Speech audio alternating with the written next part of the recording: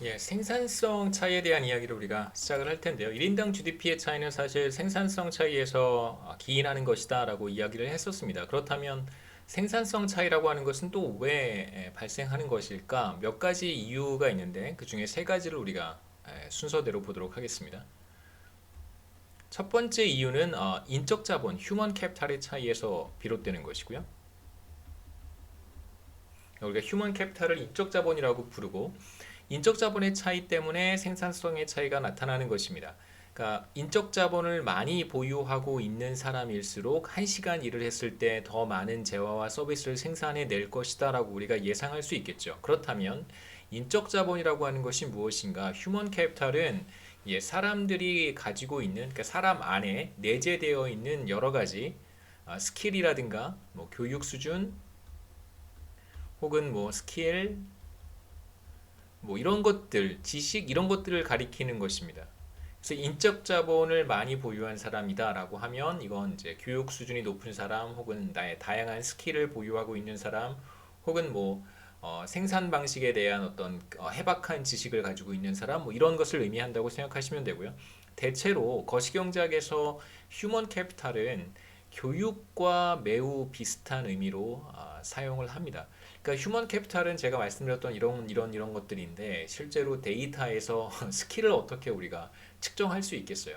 그러니까 날리지가 얼마만큼 되는지 우리가 어떻게 측정할 수 있겠습니까? 그래서 측정 가능한 것들만 이렇게 추려보면 사실 교육 수준 이외에는 사실 우리가 객관적으로 비교할 수 있는 휴먼 캐피탈이라고 하는 것을 찾아보기가 어렵기 때문에 실제로는 교육 혹은 뭐 교육 수준 이런 것들과 휴먼 캐피탈을 거의 같은 의미로 사용을 합니다만 말씀드렸듯이 교육은 휴먼 캐피탈의 한 부분이고요.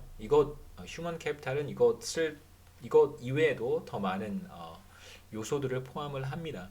그래서 대체로 교육 수준이 높은 국가 혹은 휴먼 캐피탈을 더 많이 축적한 국가에서 1인당 GDP가 더 높을 것이다. 다른 조건이 동일하다면요.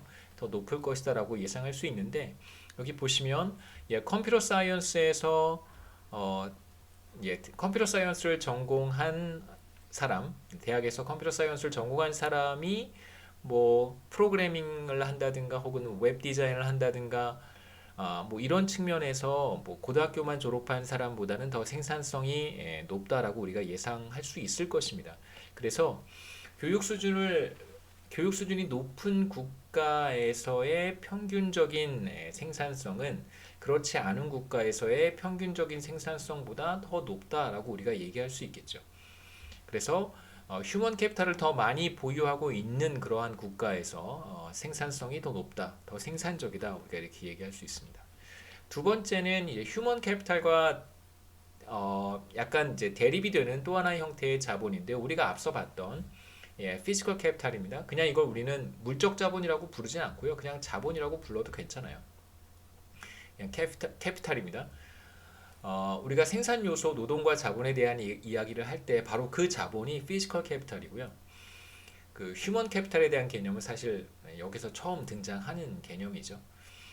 자본은 말씀드렸듯이 뭐 오피스 빌딩이라든가 뭐 건물, 공장 이런 것들을 가리키는 것이고 그 다음에 이제 그러한 그 시설들을 채우고 있는 다양한 설비 그래서 스트럭처와 이퀴먼트로 기억을 하면 좋다고 말씀을 드렸습니다.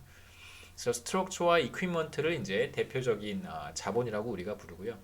당연히 자본을 많이 보유하고 있는 국가에서 더 생산성이 높다라고 이야기를 할 수 있겠죠. 그래서 무엇이 자본 스탁이냐? 피지컬 캐피탈 스탁이 무엇이냐라고 한다면 뭐 그냥 노동을 제외한 사실상 거의 모든 것이 자본이다라고 생각해도 괜찮습니다. 그러니까 그럼 휴먼 캐피탈은 어디 있을까? 휴먼 캐피탈은 사람 안에 내재되어 있는 거예요. 그래서 사람을 이렇게 제외하고 나면 사실 거기에는 휴먼 캐피탈이 남아있지 않습니다.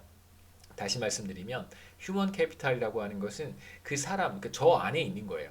교육 수준이라든가 혹은 뭐 스킬이라든가 경제학과 관련된 거시경제학과 관련된 지식이라든가 뭐 이런 것들은 저한테 있는 것이지. 그래서 제가 여기서 뿅 하고 사라지면 남는 건 여기 있는 뭐 기자재들밖에 없는 거예요. 제가 뭐 그 학교에 가서 여러분들하고 같이 있고 거기서 강의를 한다면 제가 만약에 사라지면 남는 건 자본밖에 없잖아요.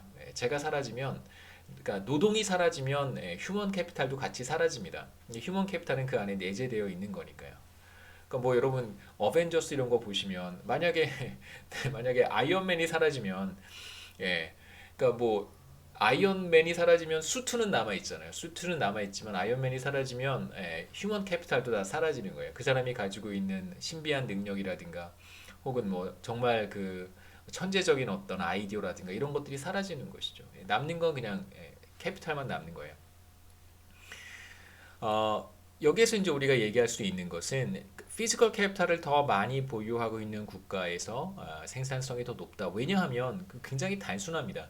아까도 잠깐 말씀드렸는데요.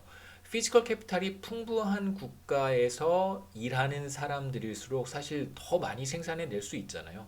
더 넓은 스페이스 혹은 뭐 더 첨단 설비를 갖추고 있는 그런 공장에서 일을 하는 사람이 똑같은 제품을 생산해 낸다고 했을 때 더 많은 혹은 더 퀄리티가 좋은 그러한 제품을 생산해 낼 수 있을 거예요. 우리는 그렇게 생각해 볼 수 있습니다. 그 다음에 세 번째 요인은, 그러니까 생산성이 높은 이유는, 그러니까 생산성의 차이가 나타나는 이유는 세 번째 바로 기술의 차이 때문에 그렇습니다. 그러니까 기술이라고 하는 것은 또 무엇인가? 이건 그냥 단순하게 우리가 뭐 현실에서 이야기하는 그러한 어떤 기술, 뭐 테크놀로지, 뭐 하이 테크놀로지 뭐 이런 걸 의미하는 것은 아니고요. 물론 그런 것들이 포함이 되기는 하지만 거시경제학에서 테크놀로지라고 하는 것은 이런 의미가 있습니다. 노동과 자본을 동일하게 투입을 했을 때 똑같은 시설에서 똑같은 사람을 데리고 일을 해서 무엇인가를 생산해 내는데 더 많이 생산해 낼 수 있으면 그게 뭔지는 모르겠지만 더 좋은 테크놀로지를 가지고 있는 거예요. 그렇게 여러분 이해하시면 좋겠습니다. 그 테크놀로지라고 하는 것은 노동과 자본을 보다 더 효율적으로 사용하는 것이라고 정의하시면 좋겠습니다.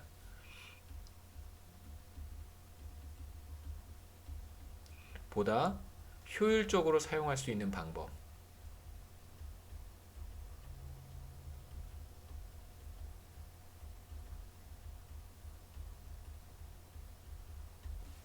이걸 그냥 편의상 테크놀로지라고 생각하시면 되고요. 노동과 자본을 보다 효율적으로 사용할 수 있다라고 하는 얘기는 똑같이 생산을 하는데 노동을 조금 세이브할 수 있고 자본을 조금 세이브할 수 있다는 뜻입니다. 그럼 노동과 자본을 조금 세이브했어요. 그러면 비용을 절감할 수 있는 것이고 이러한 노동과 자본을 다른 데 투입하면 또 다른 걸 더 많이 생산해 낼 수 있겠죠. 그렇기 때문에 테크놀로지가 높다면 혹은 테크놀로지가 더 좋다면 생산성이 높아지는 것입니다. 뭐 그러니까 테크놀로지의 구체적인 이그젬플들을 생각해 본다면 날리지가 더 좋을 수도 있고요. 또는 생산을 할 때 생산 방식을 조금 바꾸면 더 많이 생산해 낼 수도 있어요. 효과적인, 효율적인 그런 생산 방식을 채택할 수도 있습니다.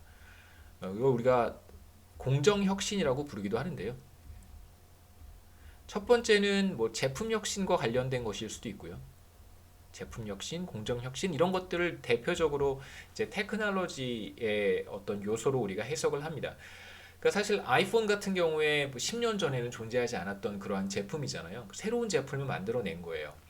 그런데 물론 아이폰에서 구동하는 다양한 기능들은 이미 존재했던 기술들이라고 합니다. 그렇기 때문에 여기서 제가 말씀드리는 테크놀로지라고 하는 것은 뭐 터치 스크린 패널 같은 거 이미 존재했던 거고요. 그 다음에 뭐 기존의 아이팟이라고 하는 그 음악을 듣는 디바이스는 애플에서 만들고 있었어요. 근데 거기에 사실 전화기의 기능을 덧붙이고 뭔가 조금 더 플러스 알파 해서 새로운 아이폰을 만들어낸 건데 사실상 아이폰에 뜯어보면 이미 다 기존에 존재하던 기술들을 새로운 방식으로 조합을 한 거죠. 그러니까 그게 테크놀로지라고 하는 거예요.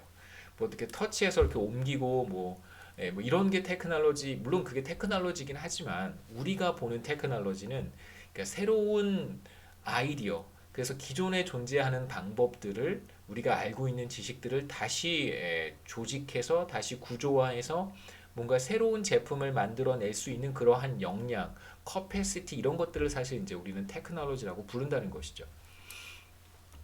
그 다음에 이제 한 가지 예를 더 말씀드리면 그 이제 얼마 전 예전에 옛날 얘기입니다. 그 삼성전자에서 그 스마트폰을 조립할 때 그 팍스콘에서도 이제 아이폰을 조립을 하고요.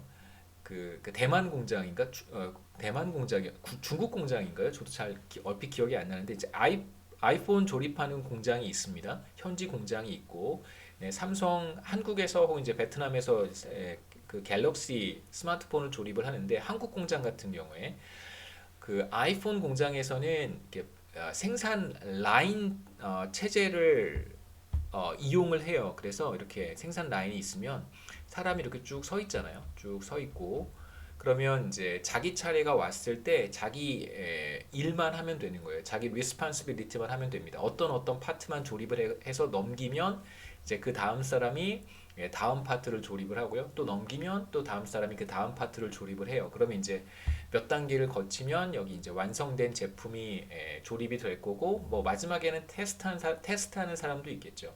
이러한 방식으로 이제 아이폰을 조립을 했었는데 당시에 이제 그 갤럭시 S죠. 스마트폰에 대한 수요가 계속해서 늘어나면서 그 생산량을 늘려야 되는 그런 필요가 있었습니다. 삼성전자에서. 그래서 이제 어떠한 생산 방식을 도입을 했냐면 그러니까 생산 라인 체제를 도입하지 않고 그러니까 한 사람한테 조립에 필요한 모든 부품을 다 주는 거예요. 뭐 배터리라든가 뭐 등등등 여러 가지 네. 다 부품을 주고 한 사람이 이렇게 있으면 한 사람 앞에 이렇게 부품을 다 주는 거예요. 그럼 이 한 사람이 하나의 스마트폰을 다 조립을 하고 테스트까지 맞춰서 간단한 상자에 포장하는 거 그런 과정까지 거의 이제 생산 라인에서 이루어지는 그 공정을 한 사람이 다 이제 처리하는 방식으로 인센티브를 당연히 줘야겠죠. 그래서 예를 들면 한 시간에 저도 정확한 그 지표는 들었는데 다 잊어버렸어요. 대충 이런 겁니다. 정확하진 않습니다만 개념은 이런 거예요. 한 시간에 몇 대를 조립하느냐에 따라서 그 일종의 보너스를 지급하는 거예요. 조립 대수에 따라서 그러니까 완제품을 뭐 더 많이 조립하면 조립할수록 보너스를 더 많이 받는 거겠죠. 그러한 인센티브를 지급하는 거예요. 보너스를 지급합니다. 제 기억에 아이폰 같은 경우에 이렇게 생산 라인에서 조립을 하면 한 대를 완제품을 조립하는 데 걸리는 시간이 50초, 50 몇 초였던 것으로 기억을 해요. 1분이 조금 안 걸렸었는데 삼성에서 한 사람한테 인센티브를 주는 것이죠. 뭐 당연히 인센티브가 없으면 뭐 혼자서 이렇게 어느 세월에 그걸 다 조립하겠어요. 별로 이렇게 효율적이지 못할 텐데 인센티브를 지급하기로 했습니다. 그랬더니 한 사람이 스마트폰을 하나 조립하는데 걸리는 시간이 제 기억에 20초대로 줄어들었어요. 훨씬 더 빠른 시간 안에 완성된 스마트폰을 조립할 수 있었다고 합니다. 그러니까 이게 바로 테크놀로지죠. 그러니까 뭐 대단한 게 테크놀로지가 아니고요. 그 같은 시간 안에 더 많은 거 스마트폰이 생산량이겠죠. 더 많이 생산해낼 수 있다면 그게 바로 테크놀로지입니다. 그러니까 생산 방식, 공정 혁신을 이루어낸 것이고 여기서 공정 혁신을 우리가 테크놀로지라고 볼 수 있습니다. 시간이 거의 다 됐죠. 생산함수에 대한 이야기는 우리가 다음 시간에 이어서 하도록 하겠습니다.